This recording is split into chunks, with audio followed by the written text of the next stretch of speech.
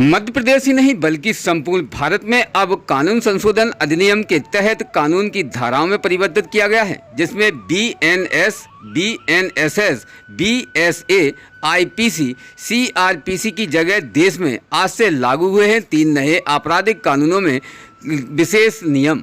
जिन नियमों के बारे में अगर हम बात करें तो इनमें करीबन 20 पॉइंटों के आधार पर समझा जा सकता है। नए आपराधिक कानून आज से देश भर में लागू हो गए हैं। भारतीय न्याय संहिता, भारतीय नागरिक सुरक्षा संहिता और भारतीय साक्ष्य अधिनियम ब्रिटिश काल के भारतीय दंड संहिता, आपराधिक प्रक्रिया संहिता और भारतीय साक्ष्य अधिनियम की जगह लेंगे। 6 अपराधों में सजा के तौर पर कम्युनिटी सेवा का प्रावधान भी किया गया है। इस कार्यक्रम के दौरान भिंड के जगदीश मैरिज गार्डन में आज जिला पुलिस अधीक्षक असित यादव, साथ ही यहाँ नगर निरीक्षक अरुण कुमार उइके और शहर में प्रबुद्ध नागरिकों की उपस्थिति भी रही है। साथ ही यहाँ मंचासीन रहे ओम प्रकाश अग्रवाल बाबूजी और यहाँ राम मोहताज कुशवाहा उर्फ रामोताज चच्चू, साथ ही यहाँ वरिष्ठ अभिभाषकों में यहाँ मौजूद रहे पूर्व नरेंद्र सिंह चौधरी, नरेंद्र सिंह पूर्व अध्यक्ष एडवोकेट, वही विनीत गुप्ता वर्तमान अध्यक्ष, वही एडीपीओ प्रवीण गुप्ता के माध्यम से यहाँ विशेष कानून संशोधन जो हुए हैं उनके बारे में प्रकाश डाला गया है। इसे सब आपको अवगत करा दें कि देश भर में आज रात 12 बजे से ही 3 नए आपराधिक कानून लागू किए गए हैं। 51 साल पुराने सीआरपीसी की जगह भारतीय नागरिक सुरक्षा संहिता बीएनएसएस वही लेगी, वही भारतीय दंड संहिता की जगह भारतीय न्याय अधिनियम बीएनएसएस लेगा और इंडियन एविडेंस एक्ट की जगह भारतीय साक्ष्य अधिनियम बीएसए के प्रावधान लागू होंगे। महिलाओं से जुड़े ज़्यादातर अपराधों में सबसे पहले से ज़्यादा अपराधों में अब कहीं जाकर सजा भी ज़्यादा अधिक बढ़ाई गई है। इलेक्ट्रॉनिक सूचना से भी एफआईआर दर्ज हो सकेंगी। साथ ही कम्युनिटी जैसी सेवाएं प्रावधान भी लागू किए गए हैं। वहीं व्यक्ति एक स्थान से अन्य स्थान पर भी होकर अपने इलेक्ट्रॉनिक माध्यम से अपनी एफआईआर भी दर्ज करा सकता है, जिसमें कई बिंदु बताए गए हैं, जिस पर आज खास विशेष चर्चा यहाँ पर की गई है, जिसमें जिला पुलिस अधीक्षक डॉक्टर असित यादव के माध्यम से क्या कहा गया है और यहाँ प्रबुद्ध नागरिकों के द्वारा क्या कहा गया है। जानते आज की इस स्पेशल खास रिपोर्ट में, जहाँ पर विशेष यहाँ जो वरिष्ठ अधिकारियों के माध्यम से कानून संशोधन के बारे में बताया गया है। जानते इस खास रिपोर्ट में। भिंड से खास ब्यूरो रिपोर्ट इमरान अली खान।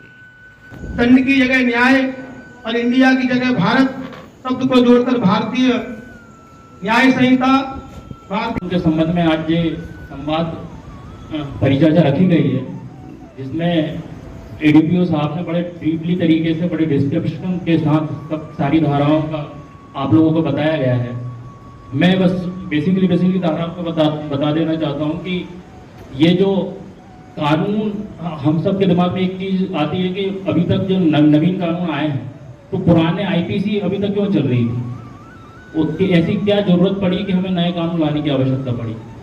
तो डीपीओ साहब ने बताया था कि पुराने जो कानून हैं वो दंड पर आधारित थे, भारतीय दंड पर आधारित थे कि आरोपी को किस प्रकार का दंड दिया जाए, और नवीन जो कानून है वो न्याय पर आधारित है, भारतीय न्याय संहिता कि पीड़ित को किस प्रकार न्याय दिलाया जा सके। नए कानूनों पर सबकी जिम्मेदारी फिक्स कर दी गई है कि अगर कोई अपराध घटित होता है तो पुलिस विवेचना में पुलिस की क्या जिम्मेदारी है, एक टाइम लिमिट लगा दी गई है कि कितने समय सीमा के अंदर उसको अपनी विवेचनाएं कंप्लीट करनी है।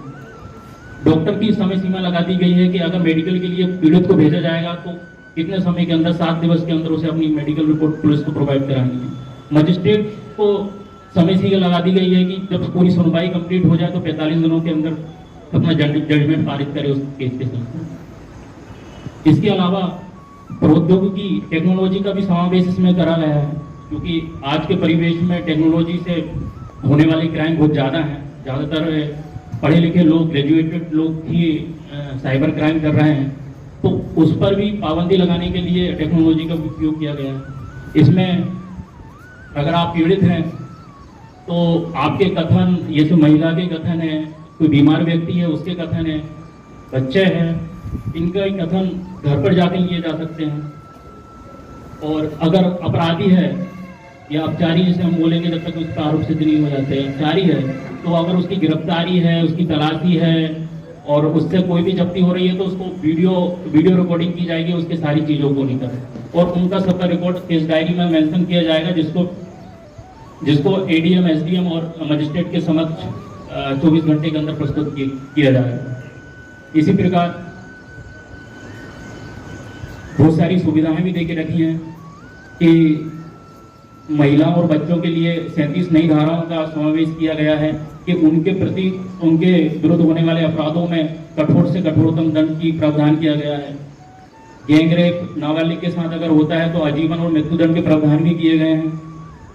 इसके अलावा ऐसे कई, जैसे एडीपीओ साहब ने बताया है कि बहुत से ऐसे नए कानून भी ऐड किए गए हैं और नई सजाएं भी ऐड की गई हैं। सामुदायिक सेवा की एक सजा ऐड की गई है, जिसमें छोटे मोटे अगर अपराध किए जा सकते हैं तो उसमें सामुदायिक सेवा की सजा सम्मिलित की गई है। इसी प्रकार जो अंग्रेजों के थे उन्होंने जो बना दिया वो अपन ने फॉलो किया। आज आवश्यकता थी जिन नियम उपनियमों की उनमें संशोधन करके आज एक नया अधिनियम आया है।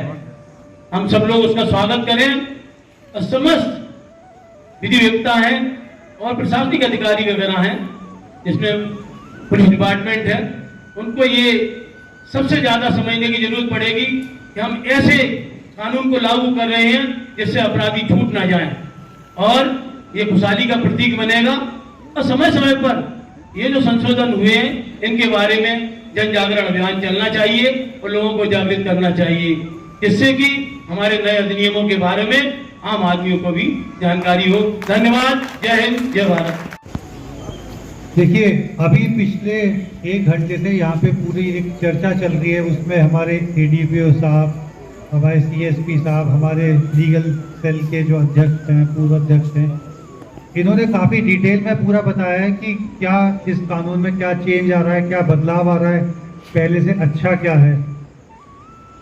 देखिए, जिले के पुलिस कप्तान होने के नाते मेरा फर्ज है कि क्या कहते हैं, जो पिछले 7 दिन से जो हमारी पुलिस टीम लगी हुई है पूरे जिले की, सबसे पहले तो मैं उसको बधाई देता हूं कि वो लगातार लगे हुए हैं।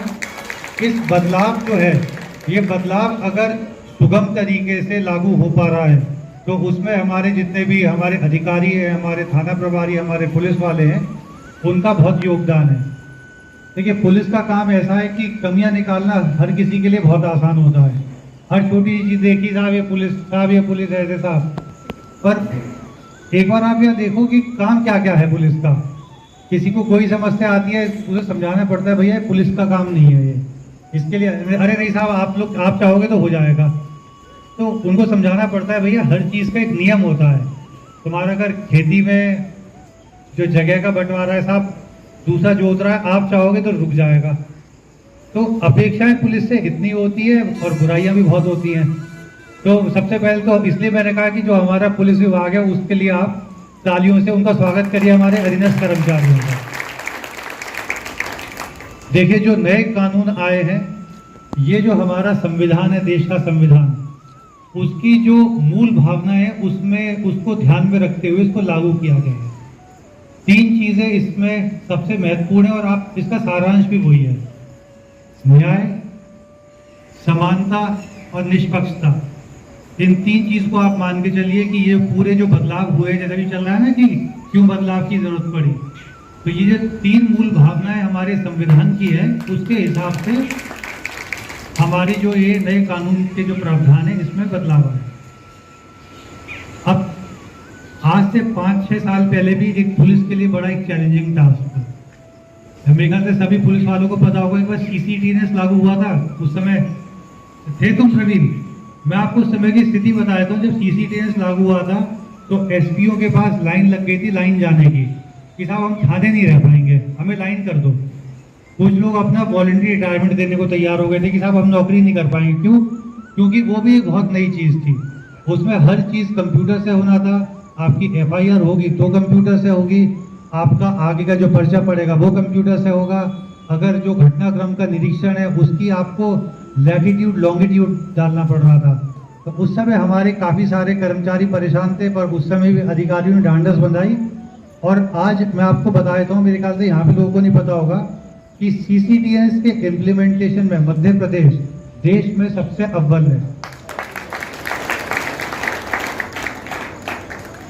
हम लोग पहले ही मान के चल लेते हैं कि जो मध्य प्रदेश है थोड़ा सा ऐसा है, थोड़ा कम है, पर मैं आपको बता देता हूँ कि जो CCTS जो टेक्नोलॉजी के हिसाब से मैं कहता हूँ सबसे चैलेंजिंग टास्क था।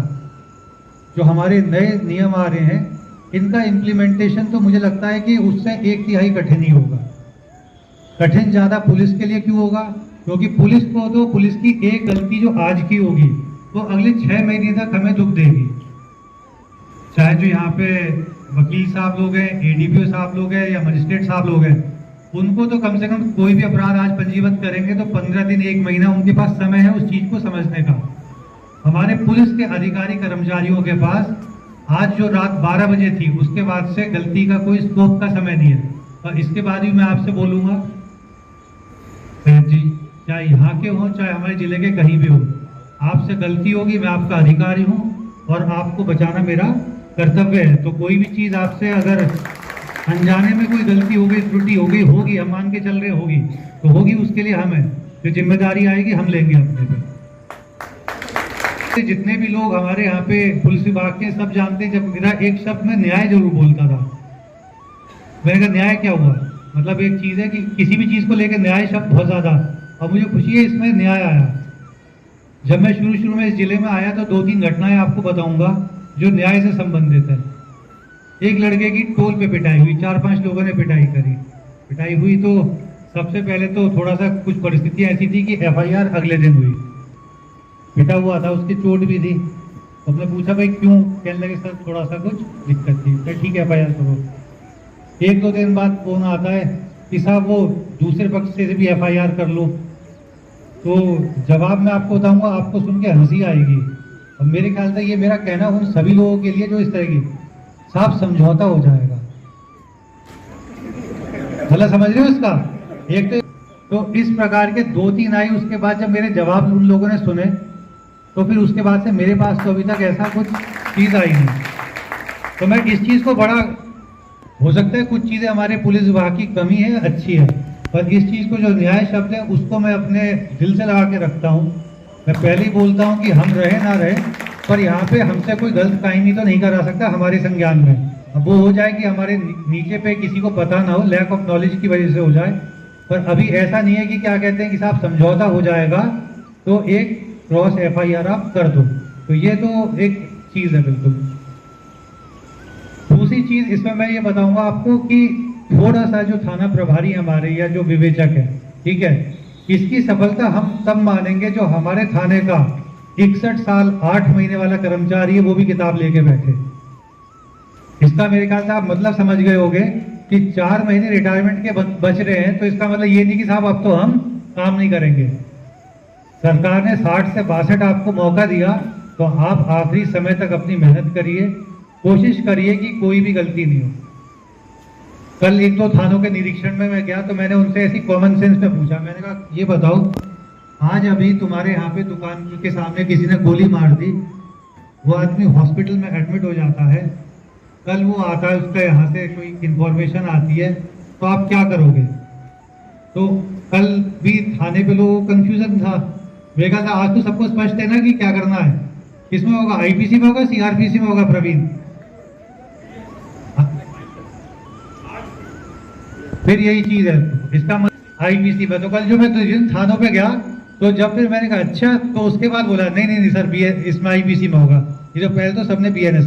तो ये सब मैं मान के चल रहा हूँ, छोटी छोटी दिक्कतें आएंगी। तो ये थाना प्रभारी तुम्हारा ही काम है कि किसी भी चीज को आप ये समझ लो कि आपकी जिम्मेदारी 14 घंटे हो गई, बारीकी से एक चीज को देखना है कि कोई चीज हमसे मिस तो नहीं हो रही। चर्चा करिए। मैं तो बिल्कुल कि मान के चल रहा हूँ कि 1 बजे से 6 बजे को छोड़ के आप जिस टाइम मुझे फोन करो, मुझे खुद नहीं समझ में आएगा, मैं खुद पढ़ के बताऊंगा, क्योंकि इसमें काफी सारी चीजें नई है, टेक्नोलॉजी। तो मुझे समझ में आया कि इस पूरे जो BNS और BNSS और BSA, इसमें जो मुझे पुलिस विभाग के लिए सबसे चैलेंजिंग टास्क लगा वो ऑडियो वीडियो रिकॉर्डिंग है। उसकी पूरी एक 70 पेज की किताब है और वो भी इंग्लिश में है। तो आज उसका मैंने कल एक TI साहब को सजा के तौर पे उनसे बोला कि तुम इसको पढ़ोगे, और आज 6 बजे सभी थाना प्रभारियों को तुम वीडियो कॉन्फ्रेंस से बताओगे, क्योंकि वो उपस्थित नहीं मिले थे थाने पे। तो आज वो बैठ के पढ़ रहे होंगे अभी अपने थाने में। ये छोटे छोटे चैलेंजेस आएंगे। तो बड़ा अच्छा लगा जब थाना प्रभारी कल 3 बजे फोन आया, sir to be very frank मुझे नहीं पता था हैश वैल्यू क्या है। अब इसमें क्या है कि जैसे आप मेरी रिकॉर्डिंग कर रहे हो, ठीक है, अब रिकॉर्डिंग की आपने एक फाइल बना ली जैसे पूरी, तो उस फाइल की एक इलेक्ट्रॉनिक एक वैल्यू बन जाती है, इसको हैश वैल्यू बोलते हैं। अगर आप उसे बदलाव करोगे तो हैश वैल्यू बदल जाएगी। इसका मतलब आप जो आपका जो साक्ष्य है उसको प्रभावित कर रहे हो, ठीक है। ये चीज किसमें आ गई? निष्पक्षता में। जैसे पहले क्या करते थे कि करते क्या थे भैया, हो सकता है कि कहते ना साहब वो जांच का सैंपल पुलिस ने बदल दिया होगा, पता नहीं ऐसा होता या नहीं होता, या साहब वो हथियार ये था वो तो ये बदल दिया। पर जब सब चीज वीडियो रिकॉर्डिंग में आ गई, बदलता कब है? 3 दिन बाद बदलती, अगर बदलती होगी किसी जगह, मेरे ख्याल से पुलिस इतनी बुरी नहीं है, पर अगर बदलती होगी तो। पर अब जब एक बार हैश वैल्यू लग गई उसमें, और उसका तो एक ऐप भी है, ई साक्ष्य ऐप, मतलब आपने एक बार ऐप वो कर लिया उसको, तो सीधा भारतीय सरकार के सर्वर में चले जाएगा, फिर दुनिया की कोई ताकत उसको बदल नहीं सकती। तो ये क्या हुई? निष्पक्षता हुई, ठीक है। सबसे चैलेंजिंग काम जो है हमारा ऑडियो विजुअल रिकॉर्डिंग का रहेगा। बाकी जो चीज़ें धाराओं का जो बदलाव है वो कोई बहुत बड़ी चीज़ नहीं है। मेरे ख्याल से अगले 10-15 दिन में सब लोग वो चार्ट लग गए हैं सभी थानों में, उसमें कोई दिक्कत नहीं आएगी। क्योंकि यहाँ पे कई सारे हमारे मीडिया के भाई हैं। यहाँ पे मेरी एक रिक्वेस्ट है सभी लोगों से, देखिए एक चीज़ है कि कुछ लोग जैसे डालेंगे कि महिला संबंधित अपराधों में ये बदलाव, मेरा ये कहना है कि एक सीरीज टाइप की आप चला सकते हैं, मतलब ये एक इट्स जस्ट अ सजेशन। एक धारा के बारे में 376 पहले क्या था, अब कौन सी धारा लगेगी, इसके क्या है, जो हमारा नागरिक है ना उसको आप एक साथ कई सारी इंफॉर्मेशन दे दोगे वो भूल जाएगा। आज आपने ये छाप दिया, 2 दिन बाद आपने दूसरी धारा, तो एक तरीके से 1 महीने में सभी लोग अब पूरे अवेयर हो जाएंगे। और जिस चीज़ को हम सोच रहे हैं, हमारा ये एक सोच थी कि इसको लगेगा कम से कम 4-5 महीने, तो हम 1 महीने में बिल्कुल ढंग से इसको इम्प्लीमेंट कर लेंगे, एग्जीक्यूट कर लेंगे।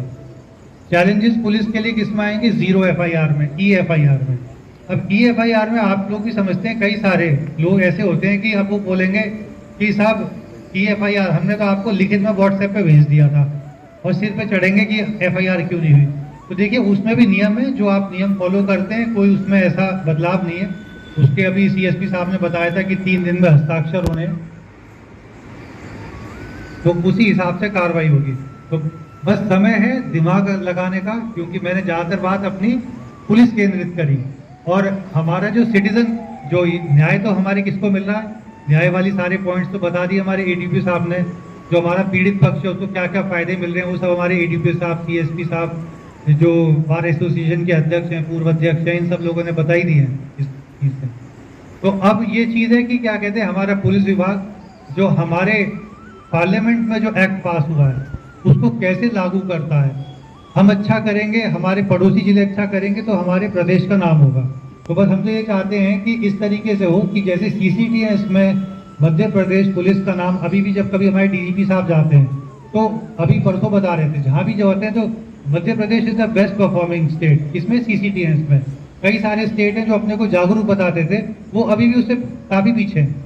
तो ऐसे ही हम चाहते हैं कि जब इसका इम्प्लीमेंटेशन हो, किससे पता चलेगा कि कोर्ट से कितने कम स्पष्टीकरण आपके SP को मिल रहे हैं, इससे पता चलेगा कि आप लोग कितना अच्छा इसको लागू कर रहे हैं। धन्यवाद। जय हिंद, जय भारत।